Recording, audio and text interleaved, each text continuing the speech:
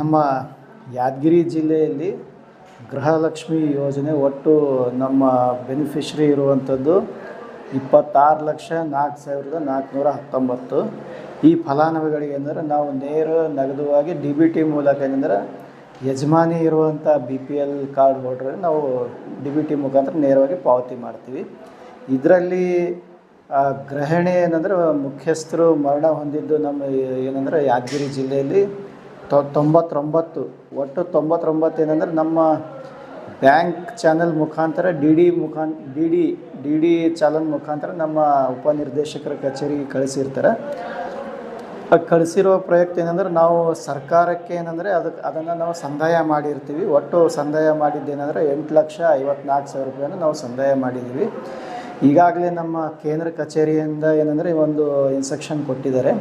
ಆ ಇನ್ಸ್ಟ್ರಕ್ಷನ್ ಏನಂದರೆ ಯಾವ ಹೆಡ್ಡಿಂದ ಏನೋ ರಿಲೀಸ್ ಆಗಿರ್ತದೆ, ಪಾವತಿ ಆಗಿರ್ತದೆ, ಮರಣ ಹೊಂದಿದ್ದು ಕೂಡ ಏನಂದ್ರೆ ಅದೇ ಹೆಡ್ಡಿಗೆ ನಾವು ಬರೆಸ್ಬೇಕು ಅಂತೇಳಿ ಇನ್ಸ್ಟ್ರಕ್ಷನ್ ಕೊಟ್ಟಿದ್ದಾರೆ. ಮುಂದೆ ಏನಂದ್ರೆ ಅವ್ರು ಬ್ಯಾಂಕಿನ ಮುಖಾಂತರನೇ ಪಾವತಿ ಮಾಡಲಿಕ್ಕೆ ಕ್ರಮ ಕೈಗೊಳ್ಬೋದು. ಹೀಗಾಗಿ ನಮ್ಮ ಇನ್ನೂ ಹೆಚ್ಚಿನ ಸಂಖ್ಯೆ ಇರ್ಬೋದು ಅಂಥೇಳಿ ಮಾನ್ಯ CO ಸಾಹೇಬರು 17/3/2026 ಏನಾದ್ರು ಗ್ಯಾರಂಟಿ ಮೀಟಿಂಗ್ನಲ್ಲಿ ನಮ್ಮ ಉಪನಿರ್ದೇಶಕರು ಇನ್ಸ್ಟ್ರಕ್ಷನ್ ಕೊಟ್ಟಿದ್ದಾರೆ. ಮರಣ ಹೊಂದಿದ್ದು ಸ್ವಲ್ಪ ತಾವು ಸರ್ವೆ ಮಾಡಬೇಕು. ಸರ್ವೆ ಮಾಡಿ ಏನಂದ್ರೆ ಇಯೋರು ಸರ್ವೆ ಮಾಡಿ ಇಮೇಲ್ ಮುಖಾಂತರ ಏನಂತಂದರೆ ನಮ್ಮ CDP ಅವರ ಕಚೇರಿಗೆ ಸಲ್ಲಿಸಬೇಕು. ಆಮೇಲೆ ಅದನ್ನು ತಡೆ ಹಿಡಿದು ಮತ್ತು ಏನಂದರೆ ಅದನ್ನು ಮರುಪಾವತಿ ಮಾಡಲಿಕ್ಕೆ ಕ್ರಮ ಕೈಗೊಳ್ಬೇಕಂತೇಳಿ ನಮ್ಮ ಅವರು ತಿಳಿಸಿದ್ದಾರೆ. ಇದರಿಂದ ನಾವು 99 ಮರಣ ಹೊಂದಿದ್ದು ನಮ್ಮ ನಿಖರವಾಗಿ ಮಾಹಿತಿ ಬಂದಿದ್ದು ನಾವು ಮರುಪಾವತಿ ಮಾಡಿದ್ದೀವಿ.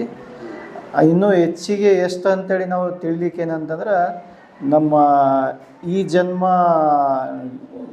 ಪೋರ್ಟಲ್ ಏನದ ನಮ್ಮ ಆಫೀಸ್ನಲ್ಲಿ PDO ಅವ್ರ ಮುಖಾಂತರ ಅದನ್ನು ಮಾಹಿತಿ ಸಂಗ್ರಹಿಸಿ ನಮ್ಮ ಶಿಶು ಅಭಿವೃದ್ಧಿ ಯೋಜನಾಧಿಕಾರಿ ಕಚೇರಿಗೆ ಇಮೇಲ್ ಮುಖಾಂತರ ಸಲ್ಲಿಸ್ಬೇಕಂತೇಳಿ ನಾವು ಪತ್ರನೇ ಬರೆದಿದ್ದೀವಿ. CO ಅವ್ರ ಮುಖಾಂತರನೇ ಪತ್ರ ಬರೆದಿದ್ವಿ. ಅದನ್ನು ನಾವು ಸರ್ವೆ ಮಾಡಿ ಎಷ್ಟು ಅಂತೇಳಿ ಅಂಕಿ ಸಂಖ್ಯೆ ಮುಖಾಂತರ ನಾವು ಮುಂದಿಂದ ಏನಂದ್ರೆ ಮರುಪಾವತಿ ಮಾಡಲಿಕ್ಕೆ ಕೈಗೊಳ್ತೀವಿ.